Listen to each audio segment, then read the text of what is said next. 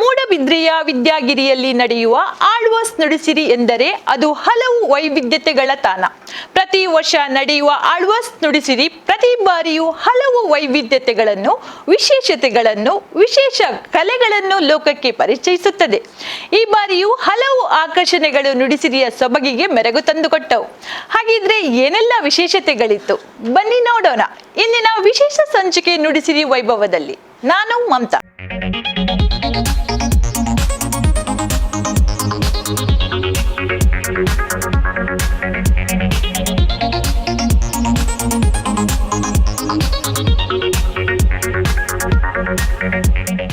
ಆಳ್ವಾಸ್ ನುಡಿಸಿರಿ 2018ರಲ್ಲಿ ಸಾಹಿತ್ಯ ಸಾಂಸ್ಕೃತಿಕ ವೈಭವವೇ ಅನಾವರಣಗೊಂಡಿತ್ತು.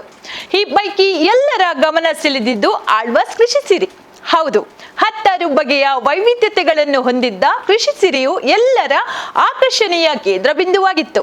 ಕೃಷಿ ಸಿರಿಯಲ್ಲಿದ್ದ ಸುಲ್ತಾನ ಎಲ್ಲರ ಗಮನ ಸೆಳೆದ. ಹಾಗಿದ್ರೆ ಯಾರವನ ಸುಲ್ತಾನ, ಏನವನ ಕತೆ, ಬನ್ನಿ ನೋಡೋಣ. ಗೌರವರ್ಣದ ಆಳೆತ್ತರದ ಮೈಕಟ್ಟು, ಕಾಡಿಗೆ ತಿದ್ದಿ ತೀಡಿದಂತಹ ನಯನ, ಆ ನಯನದಲ್ಲೇನೋ ಮುಕ್ತವಾದಂತಹ ಹೊಳಪು. ಈ ಕಣ್ಣ ಹೊಳಪಿನ ಮೂಲಕ ಆಳ್ವಾಸ್ ನುಡಿಸಿರಿಯಲ್ಲಿ ಎಲ್ಲರನ್ನ ಆಕರ್ಷಿಸಿದವ ಸುಲ್ತಾನ. ಇಷ್ಟೆಲ್ಲ ಹೇಳ್ತಾ ಇರುವಾಗ ಬಾಲಿವುಡ್ ಬಾಕ್ಸ್ ಆಫೀಸ್ ಸುಲ್ತಾನ್ ಸಲ್ಮಾನ್ ಖಾನ್ ಅವರೇನಾದ್ರೂ ನುಡಿಸಿರಿಗೆ ಬಂದಿದ್ದಾರಾ ಎಂದು ನೀವು ಊಹಿಸಬಹುದು. ಆದ್ರೆ ಸಲ್ಮಾನ್ ಖಾನ್ ನುಡಿಸಿರಿಗೆ ಬರೋದು ಅಸಾಧ್ಯದ ಮಾತೇನೂ ಅಲ್ಲ. ಆದ್ರೆ ಇಲ್ಲಿ ನಾವು ಹೇಳ್ತಾ ಇರೋದು ಆ ಸುಲ್ತಾನನ ಬಗ್ಗೆ ಅಲ್ಲ, ಆಳ್ವಾಸ್ ಕೃಷಿ ಸಿರಿಯಲ್ಲಿ ಎಲ್ಲರ ಗಮನ ಸೆಳೆದ ಅಂಗೂರ್ ತಳಿಯ ಹೋರಿಯ ಬಗ್ಗೆ. ಹೌದು, ಸುಲ್ತಾನ್ ನಮ್ಮ ಭಾರತದ ತಳಿಯಾಗಿರುವ ಅಂಗೂಲ್ ಜಾತಿಯ ಹೋರಿ.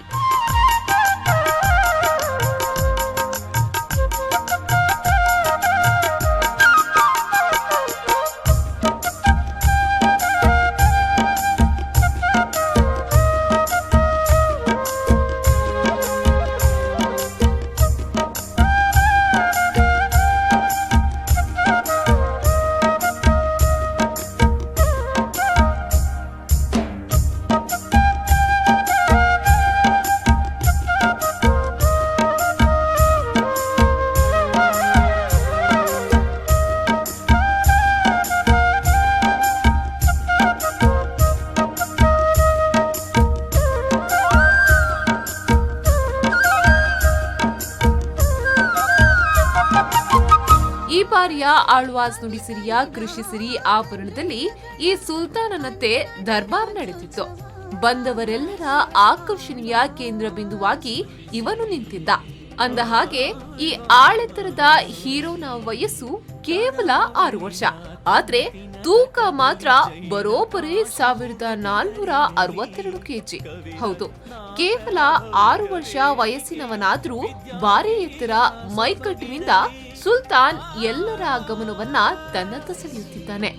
ಇಷ್ಟೆಲ್ಲ ದೊಡ್ಡವನಾಗಿರುವ ಈತ ಬಹಳ ಜೋರಿರಬಹುದು, ಮುಂದೆ ಬಂದರೆ ಹೇಗೆ ಹಾಯಬಹುದು ಎಂದೆಲ್ಲ ನೀವು ಯೋಚಿಸಬಹುದು. ಆದ್ರೆ ನೀವು ಅಂದುಕೊಂಡ ಊಹೆಗೆ ಸುಲ್ತಾನ ತದ್ವಿರುದ್ಧ. ಆತನ ದೇಹ ಮಾತ್ರ ಭಾರಿ ಗಾತ್ರದ್ದು, ಆದ್ರೆ ಆತ ಬಹಳ ಸಾಧು ಸ್ವಭಾವದವ. ಈತನ ಒಡೆಯ ಮೊಹಮ್ಮದ್ ಇರ್ಷಾದ್ ಅಬಿದೀನ್. ಈತನನ್ನ 8 ತಿಂಗಳ ಮಗುವಿದ್ದಾಗ ಆಂಧ್ರಪ್ರದೇಶದ ನೆಲ್ಲೂರಿನಿಂದ ತರಲಾಗಿತ್ತು. ಅಂದಿನಿಂದ ಇಂದಿನವರೆಗೂ ತುಂಬಾ ಮುದ್ದಾಗಿ ಸುಲ್ತಾನನನ್ನ ಬೆಳೆಸಿದ್ದಾರೆ. ಸುಲ್ತಾನನನ್ನ ತಮ್ಮ ಮಗನಂತೆ ಪಾಲಿಸುತ್ತಿದ್ದಾರೆ. ದಿನಕ್ಕೆ 2 ಬಾರಿ ಸ್ನಾನ, 1 ಬಾರಿ ಸಾಸಿವೆ ಎಣ್ಣೆಯ ಮಸಾಜ್ ಮಾಡ್ತಾರೆ. ಮಾತ್ರವಲ್ಲದೆ ಆತನ ಊಟವನ್ನ ಖುದ್ದಾಗಿ ಮಾಲಕ ಅಬಿದೀನ್ ಅವರೇ ತಯಾರಿಸುತ್ತಾರೆ. ನನ್ನ ಹೆಸರು ಮೊಹಮ್ಮದ್ ಇರ್ಷಾದ್ ಅಬಿದೀನ್. ನಾನು ಮುಸ್ಲಿಂ ಫ್ಯಾಮಿಲಿಯವ. 1982ರಿಂದ ನಮ್ಮ ತಂದೆಯವರು ಹೈನುಗಾರಿಕೆಯನ್ನು ಆರಂಭ ಮಾಡಿದರು. ಈಗ 35 ವರ್ಷ ತಕ್ರೀಬನ್ ಆಯಿತು ಹೈನುಗಾರಿಕೆ ಮತ್ತು ಅಭಿವೃದ್ಧಿ ಆಗ್ತಾ ಉಂಟು. ಇದರಿಂದ ನಾವು ಹೇಳಿದರೆ ನಮ್ಮ ತಳಿಗಳಾದ ಸಾಹಿವಾಲ್ ಗೀರ್, ರೆಡ್ ಸಿಂಧಿ, ಮಲೆನಾಡು ಗಿಡ್ಡ ಇದನ್ನು ನಾವು ಉಳಿಸ್ಕೊಳ್ಬೇಕು. 19ನೇ ಶತಮಾನದಲ್ಲಿ ಇದರಲ್ಲಿ ಕೆಲವು ಬ್ರೀಡ್ಗಳು ಬ್ರೆಜಿಲ್ಗೆ ಹೋಗಿವೆ. ನಮ್ಮ ಜನರಿಗೆ ಇನ್ನೂ ಗೊತ್ತಿಲ್ಲ ನಮ್ಮ ತಳಿ ಯಾವುದಂತ. ಜರ್ಸಿ HF ಅಂತ ಅವರು ಇದೇ ಡೆವಲಪ್ಮೆಂಟ್ ಮಾಡ್ಕೊಳ್ತಾ ಇದ್ದಾರೆ. ಅದು ಸ್ಲೋ ಪಾಯ್ಸನ್ ಬ್ರೀಡ್ಗಳದು.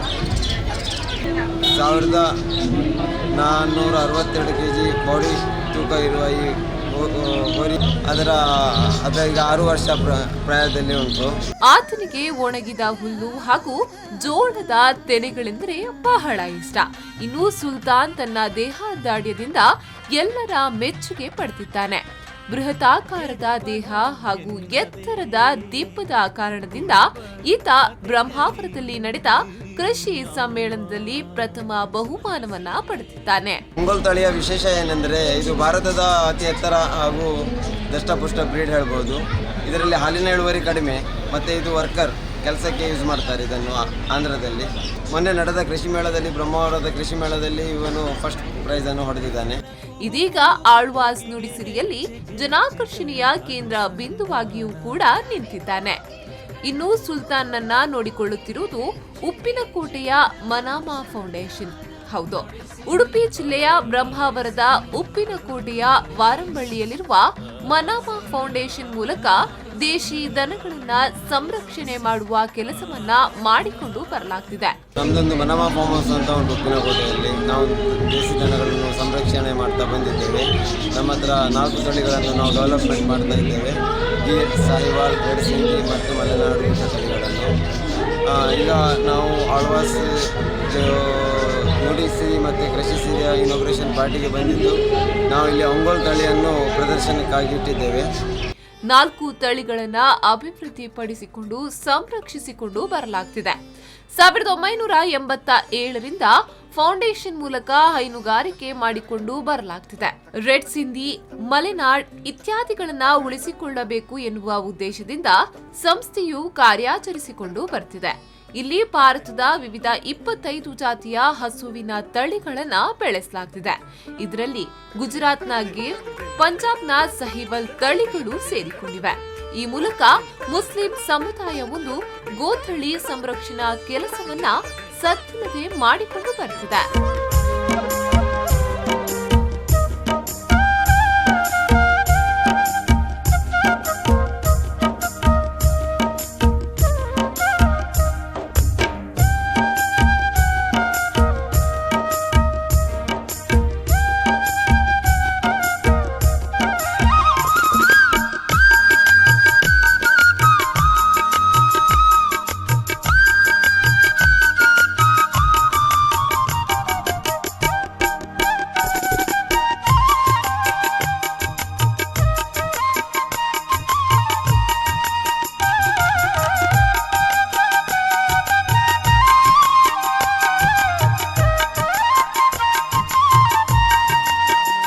ನೋಡಿದ್ರಲ್ವಾ, ಇದಿಷ್ಟು ನುಡಿಸಿರಿಯಲ್ಲಿ ಎಲ್ಲರನ್ನು ತನ್ನತ್ತ ಸೆಳೆಯುತ್ತಿದ್ದ ಸುಲ್ತಾನ್ ಬಗೆಗಿನ ಡೀಟೇಲ್ಸ್. ಹಾಗಿದ್ರೆ ನುಡಿಸಿರಿಯಲ್ಲಿ ಇನ್ನು ಏನೇನೆಲ್ಲ ಇತ್ತು ಅದರ ಬಗ್ಗೆ ಇನ್ಫಾರ್ಮೇಶನ್ ಕೊಡ್ತೀನಿ. ಆದ್ರೆ ಅದಕ್ಕೂ ಮುನ್ನ ಒಂದು ಪುಟ್ಟ ವಿರಾಮ.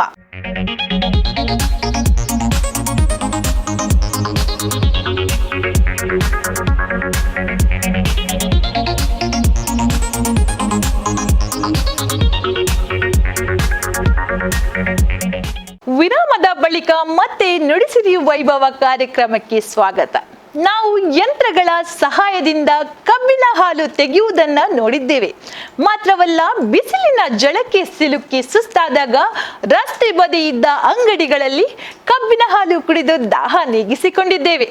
ಆದ್ರೆ ಎತ್ತುಗಳ ಸಹಾಯದಿಂದ ಗಾನದಲ್ಲಿ ಕಬ್ಬಿನ ಹಾಲು ತೆಗೆಯುವುದನ್ನ ನೋಡಿದ್ದೀರಾ? ನೋಡಿಲ್ಲ ಅಂದ್ರೆ ನಾವು ನಿಮ್ಗೆ ತೋರಿಸ್ತೇವೆ. ಹೌದು, ನುಡಿಸಿರಿಯ ಕೃಷಿ ಸಿರಿಯಲ್ಲಿ ಸಾಂಪ್ರದಾಯಿಕ ಆಲೆಮನೆಯು ಅಳಿವಿನಂಚಿಗೆ ಸಾಗುತ್ತಿದ್ದ ಪಾರಂಪರಿಕ ಕಲೆಯೊಂದರ ಗತವೈಭವವನ್ನು ಸಾರಿ ಹೇಳಿತು. ಯಂತ್ರದ ಸಹಾಯದಿಂದ ಕಬ್ಬಿನ ಹಾಲು ತೆಗೆಯುವುದನ್ನ ನಾವು ಎಲ್ಲಾ ಕಡೆ ನೋಡಿದ್ದೇವೆ. ಆದ್ರೆ ಗಾಣದ ಸಹಾಯದಿಂದ ಕಬ್ಬಿನ ಹಾಲು ತೆಗೆಯುವ ದೃಶ್ಯವನ್ನ ನೀವು ಎಲ್ಲಾದ್ರೂ ನೋಡಿದ್ದೀರಾ? ಹೌದು, ಆಳ್ವಾಸ್ ನುಡಿಸಿರಿಯ ಕೃಷಿ ಸಿರಿಯಲ್ಲಿ ಗಾಣದ ಸಹಾಯದಿಂದ ಕಬ್ಬಿನ ಹಾಲು ತೆಗೆಯುವ ಆಲೆಮನೆ ಎಲ್ಲರ ಆಕರ್ಷಣೆಯ ಕೇಂದ್ರ ಬಿಂದುವಾಗಿತ್ತು. ಆಳ್ವಾಸ್ ನುಡಿಸಿರಿಯು 3 ದಿನಗಳ ಕಾಲ ತನ್ನ ಸಾಂಸ್ಕೃತಿಕ ಸಾಹಿತ್ಯಿಕ ಉತ್ಸವದಲ್ಲಿ ಲೋಕಮುಖಕ್ಕೆ ಪರಿಚಯವಾದ ವಿಚಾರಗಳು ಒಂದೆರಡಲ್ಲ. ಈ ಪೈಕಿ ಆಳ್ವಾಸ್ ಕೃಷಿ ಸಿರಿಯು ಎಲ್ಲರ ಜನಾಕರ್ಷಣೆಯ ಕೇಂದ್ರವಾಗಿ ಅಪಾರ ಮಾಹಿತಿಗಳ ಆಗರ ತಾಣವಾಗಿ ಮಾರ್ಪಟ್ಟಿತ್ತು.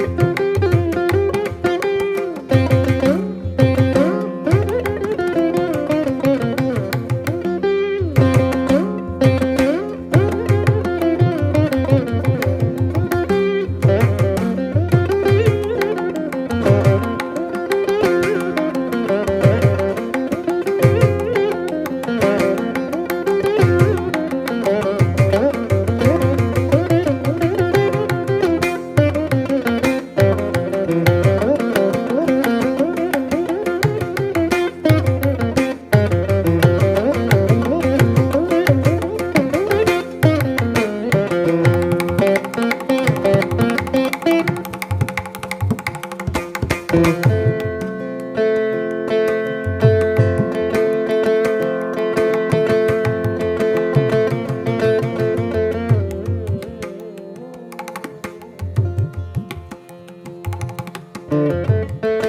ಪೈಕಿ ಗಾಣದ ಮೂಲಕ ಕಬ್ಬಿನ ಹಾಲು ಮತ್ತು ಜೋನಿ ಬೆಲ್ಲ ತಯಾರಿಸುವ ಆಲೆಮನೆ ಎಲ್ಲರ ಗಮನ ಸೆಳೆಯಿತು.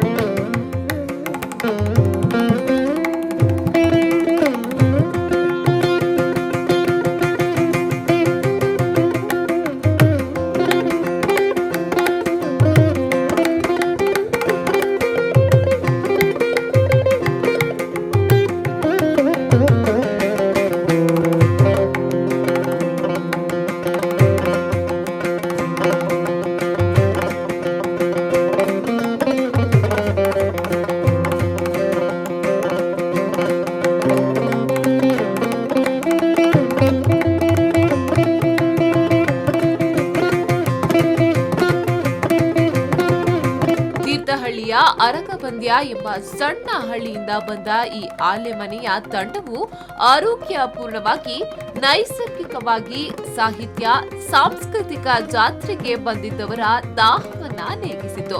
ಬರೀ ಕಬ್ಬಿನ ಹಾಲು ಮಾತ್ರವಲ್ಲ, ಜೋನಿ ಬೆಲ್ಲವನ್ನ ಸ್ಥಳದಲ್ಲೇ ತಯಾರಿಸಿಕೊಡುತ್ತಿದ್ದು ಜನರು ಕಬ್ಬಿನ ಹಾಲಿಗೆ ಮುಗಿಬಿದ್ರು. ಆಲೆಮನೆಯ ಮೂಲಕ ತಯಾರಿಸುವ ಕಬ್ಬಿನ ಹಾಲಿನಲ್ಲಿ ಸಾಕಷ್ಟು ವಿಶೇಷತೆಗಳಿವೆ. ಈ ಕಬ್ಬಿನ ಹಾಲು ಬಿಳಿಯಾಗಿರುವುದಿಲ್ಲ, ಬದಲಾಗಿ ಗಾಢ ಹಸಿರು ಮಿಶ್ರಿತ ಕಪ್ಪು ಬಣ್ಣದಲ್ಲಿರುತ್ತದೆ. ಇನ್ನು ಇಲ್ಲಿ ಬಳಸುವ ಕಬ್ಬಿನ ಸಿಪ್ಪೆಯನ್ನ ತೆಗೆಯುವುದಿಲ್ಲ. ಒಂದು ಸಲ ಹಿಂಡಿದ ಕಬ್ಬನ್ನ ಮತ್ತೆ ಬಳಸುವುದಿಲ್ಲ. ಆದ್ರಿಂದ ಇದರ ರುಚಿಯೂ ಭಿನ್ನವಾಗಿರುತ್ತದೆ, ಆರೋಗ್ಯಕರವಾಗಿಯೂ ಇರ್ತದೆ. ಇನ್ನು ಇವರು ತಯಾರಿಸುವ ಜೋನಿ ಬೆಲ್ಲವು ಅತಿ ವಿಶಿಷ್ಟವಾದುದು. ಗಾಣದಿಂದ ತೆಗೆದ ಕಬ್ಬಿನ ಹಾಲನ್ನ ದೊಡ್ಡದಾದ ಬಣಲೆಗೆ ಹಾಕಿ ಸುಮಾರು 3:30ರಿಂದ 4 ಗಂಟೆ ತನಕ ಕುದಿಸಿದಾಗ ಜೋನಿ ಬೆಲ್ಲ ರೆಡಿಯಾಗ್ತದೆ. ಬಳಿಕ ತಣ್ಣಗೆ ಮಾಡಿ ಡಬ್ಬದಲ್ಲಿ ಹಾಕಿ ಮಾರಲಾಗ್ತದೆ. ಮಾಮೂಲಿಯಾಗಿ ನಮಗೆ ಅಂಗಡಿಗಳಲ್ಲಿ ಸಿಗುವ ಬೆಲ್ಲಗಳಲ್ಲಿ ಸುಣ್ಣ, ಕಡಲೆ ಹಿಟ್ಟು, ರಾಸಾಯನಿಕ ವಸ್ತುಗಳ ಮಿಶ್ರಣವಿರುತ್ತದೆ. ಆದ್ರೆ ಇಲ್ಲಿ ಯಾವುದೇ ರಾಸಾಯನಿಕ ವಸ್ತುಗಳನ್ನ ಬಳಸದೆ ಕೇವಲ ಕಬ್ಬಿನ ಹಾಲನ್ನ ಕುದಿಸಿ ಈ ಬೆಲ್ಲ ತಯಾರಿಸುವುದರಿಂದ ಇದು ಗಟ್ಟಿಯಾಗಿರದೆ ಸ್ವಲ್ಪ ಮೆತ್ತಗಿರ್ತದೆ, ಜೊತೆಗೆ ಆರೋಗ್ಯಪೂರ್ಣವಾಗಿಯೂ ಇರ್ತದೆ. ಜಾತ್ರೆ, ಕೃಷಿ ಸಮ್ಮೇಳನ ಮೊದಲಾದ ಕಡೆಗಳಲ್ಲಿ ಆಲೆಮನೆಯನ್ನ ತೆಗೆದುಕೊಂಡು ಹೋಗಿ ನಶಿಸಿ ಹೋಗುತ್ತಿರುವ ಮನೆತನದ ಪಾರಂಪರಿಕ ವೃತ್ತಿಯನ್ನ ಉಳಿಸುವ ಪ್ರಯತ್ನವನ್ನ ಆಲೆಮನೆ ತಂಡ ಮಾಡ್ತಿದೆ. ಈ ಮೂಲಕ ಅಳಿದು ಹೋಗುತ್ತಿರುವ ಪ್ರಾಚೀನ ಪದ್ಧತಿಯೊಂದನ್ನ ಪರಿಚಯಿಸುವ ಕೆಲಸ ನುಡಿಸಿರಿಯಲ್ಲಿ ಮಾಡಲಾಯಿತು.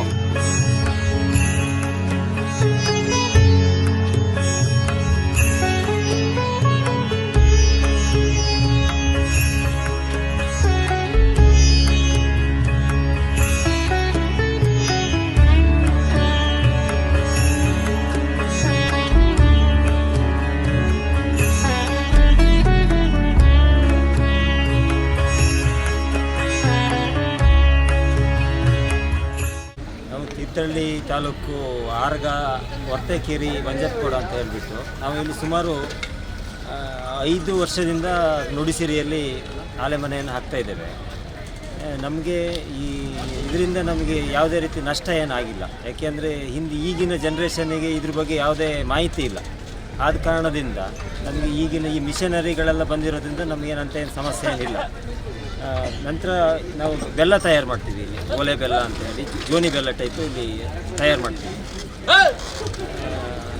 ಮತ್ತು ಇನ್ನು ಒಂದು 5ರಿಂದ 6 ಟನ್ನು ಒಂದು ಸೀಸನಿಗೆ ತಗೊಬರ್ತೀವಿ. ಇದು ಒಳ್ಳೆ ಬಿಸ್ನೆಸ್ ಆಗುತ್ತೆ. ಸುಮಾರು ಒಂದು 5 ವರ್ಷದಿಂದ ಮಾಡಿದಾಗಲೂ ನಮಗೆ ಯಾವಾಗಲೂ ಲಾಸ್ ಏನಾಗಿಲ್ಲ. ಆಲೆಮನೆಯಿಂದ ನಮಗೆ ಉತ್ತಮವಾದ ಫಲಿತಾಂಶನೇ ಬಂದಿದೆ. ನಾವೇನಂದರೆ ಹಾಲನ್ನು ಕೊಪ್ಪರಿಗೆ ಹಾಕ್ತೀವಿ. ಕೊಪ್ಪರಿಗೆ ಹಾಕಿದವಾಗ ಅದು ಸುಮಾರು ಒಂದು 5ರಿಂದ 6 ಗಂಟೆ ಟೈಮಲ್ಲಿ ಬೆಲ್ಲದ ರೂಪಕ್ಕೆ ಬರುತ್ತೆ. ಅಂದರೆ ದ್ರವ ರೂಪಕ್ಕೆ ಬರುತ್ತೆ. ಅದನ್ನು ನಾವು ಇನ್ನೊಂದು ಮರುಗಿ ಅಂತ ನಾವು ಪಾಕದ ಮರುಗಿ ಅಂತ ಅದಕ್ಕೆ ಹಾಕಿಬಿಟ್ಟು ಅದನ್ನು ಡಬ್ಬಿ ಮುಖಾಂತರ ತುಂಬಿ ಕೊಡ್ತೀವಿ. KG ಲೆಕ್ಕ ಬೇರೆ ಯಾವುದೂ ಮಿಕ್ಸ್ ಇಲ್ಲ, ನ್ಯಾಚುರಲ್ ಆಗಿ ಹಾಕ್ತೀವಿ.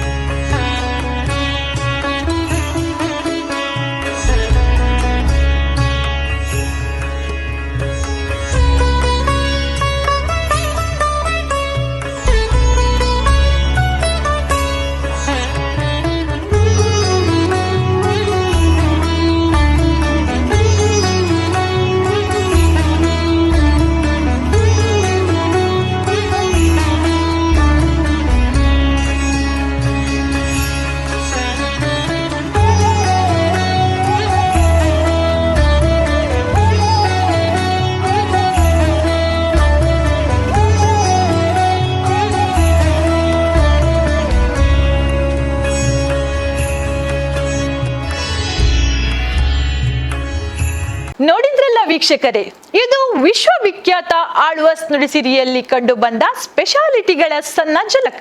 ಇನ್ನಷ್ಟು ಮಾಹಿತಿಯೊಂದಿಗೆ ಮತ್ತೆ ನಿಮ್ಮ ಮುಂದೆ ಬರ್ತೀನಿ. ನಿರಂತರ ಸುದ್ದಿ, ಮಾಹಿತಿ, ಮನೋರಂಜನೆಗಾಗಿ ನೋಡ್ತೀರಿ V4 ನ್ಯೂಸ್. ನಮಸ್ಕಾರ.